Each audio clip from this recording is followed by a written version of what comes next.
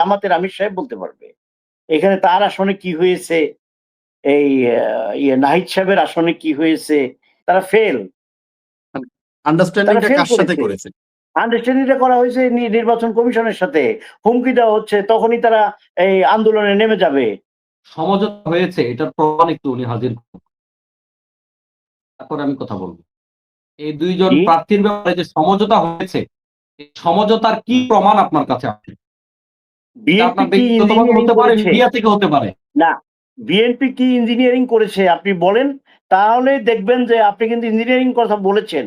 Engineering কি আমি করেছে সেটা সেখানে আসেন, তাহলে পেয়ে যাবেন। প্রমাণ আপনি চাইলে দিব, বিকজ এই ব্যাপারে অবশ্যই আমি আপনার চাচ্ছি। রেজাল্ট শিটে কাটাছি করা হয়েছে। আমি আপনাকে বলি অবশ্যই প্লিজ, আমি চাচ্ছি। ওই দুইটার ক্ষেত্রে এরকম কাটাতে হয়েছে। করা হয়েছে এরকম প্রমাণ মিল্টন অগণিত সাহেব, আছে, সেটা আমি মিল্টন আপনাকে দিব। সাহেব, এখন আপনি মিল্টন সাহেব অপেক্ষা করেন, 2000 ভোটে আমি যে আপনাকে বিজয়ী ছিল। দেখাবো। আমি আমি আপনাকে আপনাকে দেখাতে বলি, পারবো। আপনি যদি চান এখন, তাহলে আপনি অপেক্ষা করেন, আমি দেখাতে পারবো। আর আমার বিশ্বাস এনামুল ভাইয়ের কাছে, আজকের যে পরিচালক, তার কাছেও এই ডকুমেন্টস গুলো আছে, যে এই বিষয়গুলো যে কেন্দ্রগুলোতে কাটাছেট করা হয়েছে, কম বেশ করা হয়েছে, এগুলোর কিছু ডকুমেন্টস অতীতের যে টকশোগুলো গেছে, এগুলাতে কিন্তু এগুলো আলোচনা হয়েছে। এনামুল হক মনির ভাইয়ের কাছে এমন কিছু ডকুমেন্ট আছে, এটা আমার জানা আছে। পাশাপাশি সেটা আপনি সময় দেন, আমি ম্যানেজ করে দিব, কিংবা এনামুল হক মনির কাছে আছে, আমি দেখেছি। আপনি যেটা বললেন সেটার কি প্রমাণ আছে, নাকি আপনি বলার জন্য বললেন? এতক্ষণ তো করেন, আপনার সাথে আমরা দুজন কথা বলেছি, আপনি তাহলে প্রমাণটা একটু প্লিজ। ইঞ্জিনিয়ারিং বের করবেন, তখন এটা চলে আসবে। এখন আপনি যেমন আমাকে সঞ্চালক প্রশ্ন করছে, আমার আমি ইঞ্জিনিয়ারিং জবাব আমি দিব। আপনি যেটা বলেছেন, বলছে আপনি যেটা বলেছেন এই দুই আসনে কারচুপি হয়েছে, মানে মেনে নিয়েছে, এটা কিসের ভিত্তিতে আপনি বললেন? দুইটা নো নো নো নো আপনার কথা যদি অন্যভাবে ডাইভার্ট করেন তো হবে না। আমি দুইটা দৃষ্টান্ত দিছি, এরকম আরো হয়েছে। এটা কি প্রমাণ আছে আপনার কাছে? প্রমাণ নেগোসিয়েশন হয়েছে, এটা কি প্রমাণ আপনার কাছে? তাহলে আপনার মাইনে নিলেন কেন? আপনার তো আন্দোলন করার কথা, আপনি কি সহজে মেনে নেওয়ার কথা? এই অনুমানের ভিত্তিতে এতক্ষণ আপনি দর্শকদেরকে বললেন অনুমানের ভিত্তিতে কথা বলে, বাকি আত্মকরা নাকি অনুমানের ভিত্তিতে কথা বলে, অথচ আপনি প্রমাণের একটা কথা ছেড়ে দিলেন। আপনি তো আর নো এটা অনুমান না, এটা অনুমান না, এটা আপনি প্রমাণ দেওয়া হবে। হ্যাঁ, প্রমাণ আপনি ইঞ্জিনিয়ারিং এর প্রমাণ দেন, ওইখান থেকে আমি আপনাকে এই প্রমাণটা দিয়ে দিব। আমি আপনাকে ইঞ্জিনিয়ারিং এর প্রমাণ দেব, আপনি এই দুই আসনের প্রমাণ দেন যে তারা ফেল করেছে, আপনি বলেছেন তারা ফেল করেছে, আপনি সেটার প্রমাণ।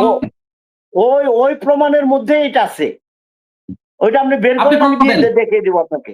আপনি আমার ডকুমেন্টস আমি দিব, আপনার ডকুমেন্টস আমি দিব না। আপনার ডকুমেন্টস আপনি দেন। প্রমাণের মধ্যেই আপনি যে ইঞ্জিনিয়ারিং এর আরে ভাই, আমার ডকুমেন্টস আমি দিব, আমি আপনার ডকুমেন্টস দিব কেন? আপনার ডকুমেন্ট আমি দিব কেন? আমার ডকুমেন্টস আমি দিব, আমার কথা ডকুমেন্ট আমার থেকে নেবেন। আপনি প্রমাণ দিবেন, আপনি বলে যাবেন আর আমার ডকুমেন্ট দিতে হবে। ডকুমেন্টস আমার থেকে দিবেন, ডকুমেন্টস আপনি দিবেন। আপনি যে বললেন আপনার প্রমাণ আপনি দেন না, আমার কথা ডকুমেন্টস আমি দিব, আপনার কথা ডকুমেন্ট আপনি দেন।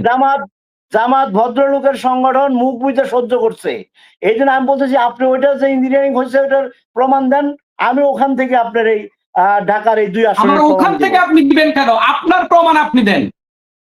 তা আপনার কথার থেকেই তো কথাটা আসলো, ইঞ্জিনিয়ারিং। আমার কথা আমি জবাব দিব। আপনি যে দুই আসনের কথা বললেন, যে দুই আসনে ফেল করেছে, আপনারা ইঞ্জিনিয়ারিং করছেন বলে। জি জি, ধন্যবাদ আপনাকে। আপনি জবাব দিতে পারবেন না। যারা অনলাইন মিডিয়াতে আছেন এটা খুব ভালোভাবে জানেন, অন্তত 100টা আসনের রেজাল্ট আপনারা মানে একটা পরিবেশকে শুধু নষ্ট করতে পারবেন। জি, ধন্যবাদ আপনাকে। জি, আমি এখন কথা বলছি, আপনাকে আমি সময় দিয়েছি আমার থেকে জাস্ট আমি প্রমাণ নেওয়ার জন্য, কিন্তু আপনি প্রমাণ দিতে পারেননি। আমি অনলাইনে অফলাইনে ইঞ্জিনিয়ারিং এর প্রশ্ন তুলছেন, আপনি প্রমাণ দিবেন। আমি দুটো দৃষ্টান্ত দিছি, আপনি না তুললে তো আমি এই কথা আসতো না। আচ্ছা ঠিক আছে, আমি জাতীয় নির্বাচনের আপনাকে কিছু প্রমাণ আমি আপনাকে দেই, কয়েকটা কেন্দ্রের আমি ফলাফলের ঘষামাজার রেজাল্ট আমি আপনাকে দেই। বানিয়ে অনেক কিছুই বলা যায়, বানিয়ে না তো, বানিয়ে অনেক কিছুই বলা যায়, ওই শীটও বানানো যায়। ঠিক আছে,